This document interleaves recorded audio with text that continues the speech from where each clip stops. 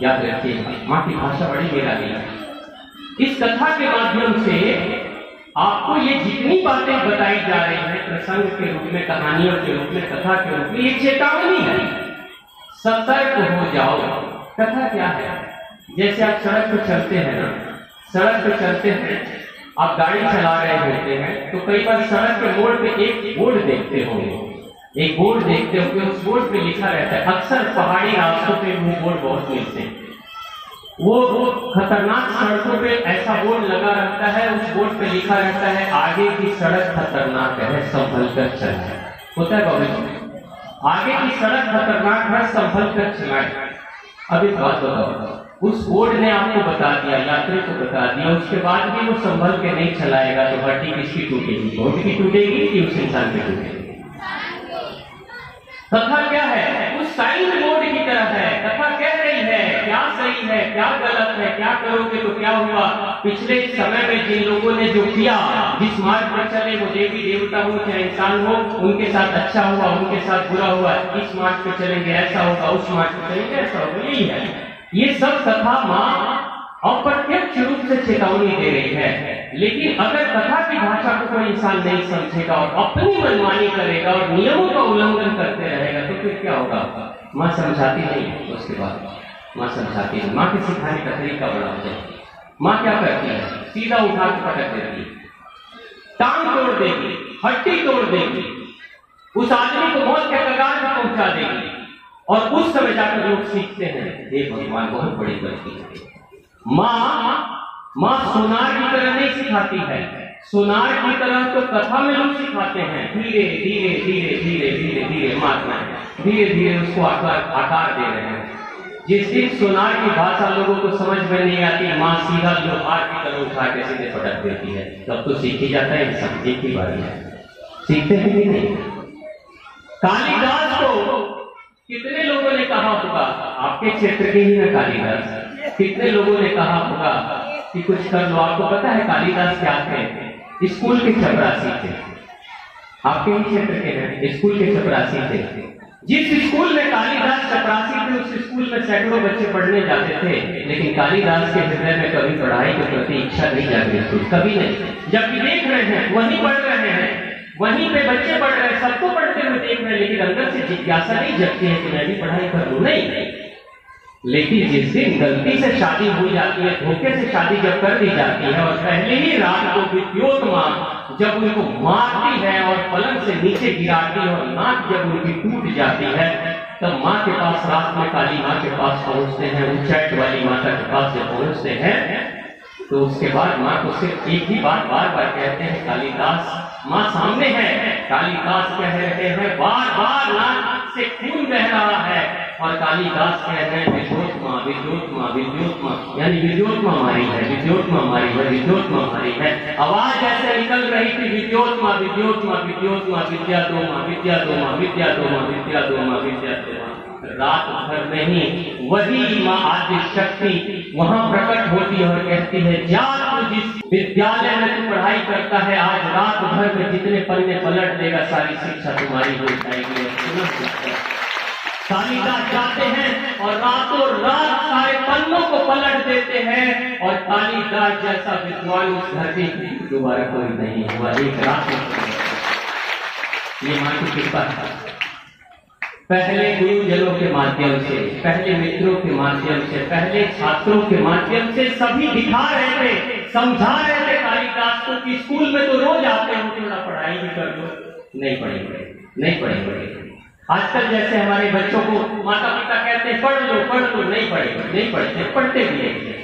तो माँ कोई विद्योत माँ जैसी को भेज देती हैं और ऐसा थप्पड़ मारती है, नाक टूट जाती है और रातों रात में विद्वान बन जाते हैं। तो माँ का तरीका लोहार वाला है, एक हथौड़ा मारेगी, बस एक हथौड़ा मारेगी, जिंदगी पलट जाएगी एक ही बार। इसलिए वो बड़ा खतरनाक हथौड़ा होता है। कभी कभी टांग वांग भी तोड़ देती है माँ, पैर भी काट देती है, बहुत खतरनाक। कई लोगों को दिवालिया बना देती है, कंगाल बना देती है, बिजनेस ठप करा देती है। लेकिन सिर्फ माँ ये सब कुछ करती है सिर्फ अपने बच्चे को बचाने के लिए।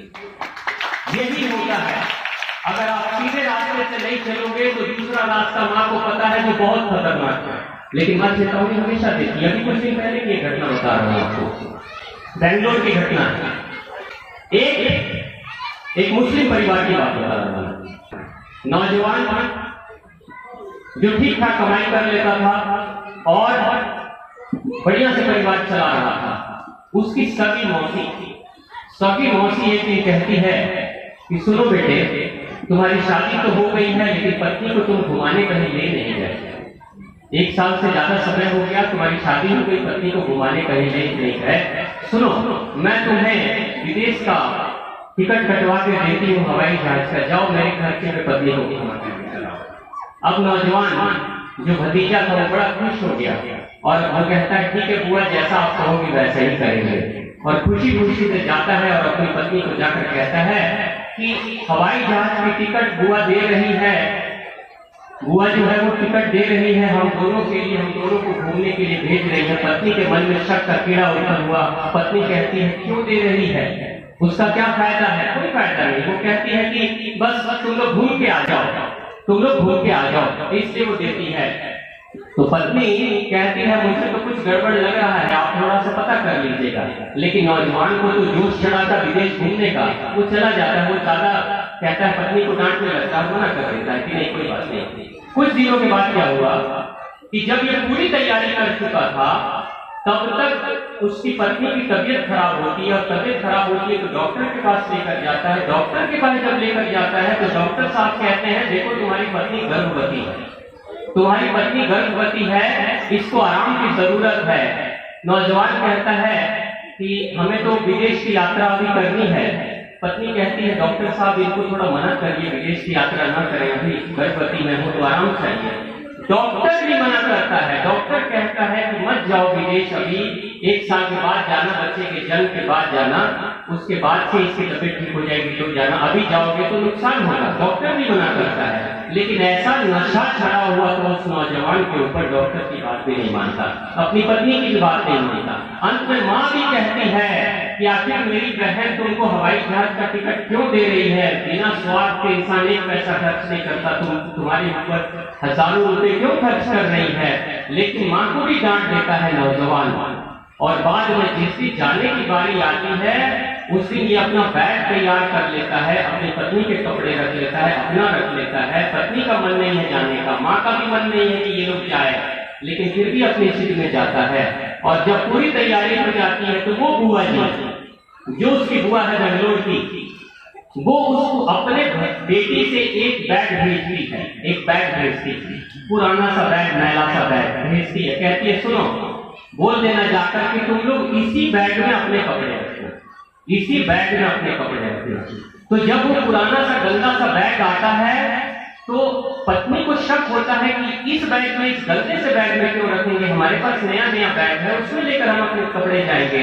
तो मना करती है, फोन करके मना करती है, नहीं जो बैग मैंने भेजा है ना उसी में तुमको सामान लेकर जाना है।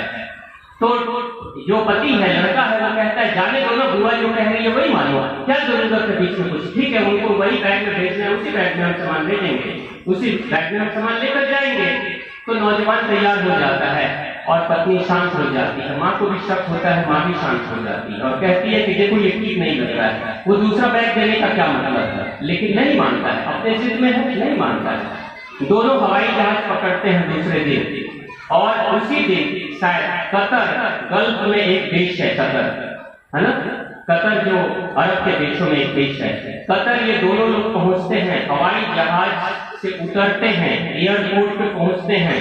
एयरपोर्ट पे जो चेकिंग होती है, सामानों की चेकिंग होती है, कस्टम वाले लोग उस बैग को चेक किए थे तो उस बैग में अफीम, चरस, गांजा और हेरोइन पड़ा था, यानी ड्रग्स उस बैग में सिला हुआ था। उस बैग के अंदर उसकी सिलाई के साथ सील दिया गया था। बुआ जी ने उसी बैग को, वो ड्रग्स को, और बुआ जी बताकर भेजी थी कि तुम लोग जाना तो ये जो दूसरा बैग है खाली करके एक आदमी आएगा एयरपोर्ट पे, एयरपोर्ट से बाहर निकलने के बाद उसको ले जाकर तुम लोग ये बैग दे देना और अपने बैग में सामान लेके चले जाए। इन्होंने कहा अच्छा बैग भी तो देना है, बैग ही तो देना है, दे देंगे, चले जाएंगे। वहां तो वो बैग पकड़ा गया, बैग पकड़ा गया, उसमें अफीम, ड्रग्स, चरस मतलब हजारों लाखों रुपए के नशीले पदार्थ थे जो गैर कानूनी पदार्थ होते। तुरंत से हथकड़ियां दोनों को लग गई थी, पति पत्नी दोनों को जेल में डाल दिया गया।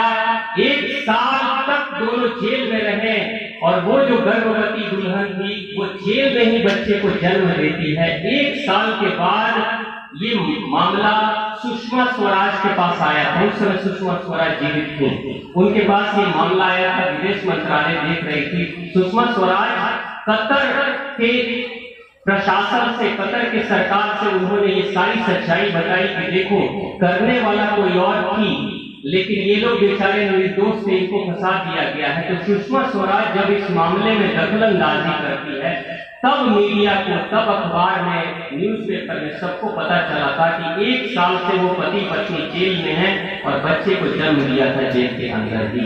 और तब जाकर ये न्यूज आई थी जी टीवी के ऊपर, और जी टीवी ने बताया था कि देखो कैसे सगी बुआ ने ही अपने भतीजे को और उसकी पत्नी को ले जाकर फंसा दिया था इस ड्रग्स के मामले में। तो यहाँ देख रहे हो कहानी क्या हो रही है। माँ कह रही है, उस बेटे की माँ कह रही है बेटा हमको ठीक नहीं लग रहा मत जाना। पत्नी कह रही है मत जाइए, मेरा मन नहीं कर रहा है जाने का। पत्नी की बात नहीं मानता है। डॉक्टर कहता है गर्भवती है मत ले जाओ, आराम की जरूरत है, उसकी भी बात नहीं मानता है। पुराना बैग आता है तब भी शक होता है, तब भी बात नहीं मानता है, किसी की नहीं मानता है और अंत में चला जाता है और नतीजा क्या होता है, फंस जाता है। अब जरा बताओ कि माँ पहले माँ के माध्यम से, पत्नी के माध्यम से, डॉक्टर के माध्यम से, बैग के माध्यम से माँ बार बार तो सुनार की तरफ बता रही थी ना कि कुछ गड़बड़ है, कुछ गड़बड़ है, कुछ गड़बड़ है, संभल जाओ। नहीं संभला, नहीं संभला, लेकिन जेल में जाकर तो संभल गया ना। जेल में जब सड़ना पड़ा तो संभल गया। वो लुहार का हथौड़ा था, एक ही बार ले जाकर जेल में डाल देती। अब तो तुम ऐसा संभलोगे, ऐसा सीखोगे कि जिंदगी भर तुम्हें ये सबक याद रहेगी। पहले तो प्रेम से सिखाने की सीखेंगे। माँ आदि शक्ति ऐसा ही सबको सिखाती है, हम सभी को ऐसे ही सिखाती है। धीरे धीरे इशारे के माध्यम से, कथा के माध्यम से, किसी अभिभावक के माध्यम से, किसी परिचित के माध्यम से, किसी अनुभवी इंसान के माध्यम से माँ ही बार बार कहती है, माँ ही कहती है, लेकिन प्यार से कहती है। जब प्यार की भाषा इंसान नहीं समझते, बच्चे नहीं समझते, तो बाद में माँ मार के सिखा देती है और ऐसा सिखाती है कि जिंदगी भर कभी इंसान उस सबक को भूल नहीं पाता है। तो प्रेम से बोले माँ भगवती की, शंभू की, आप सभी की जय।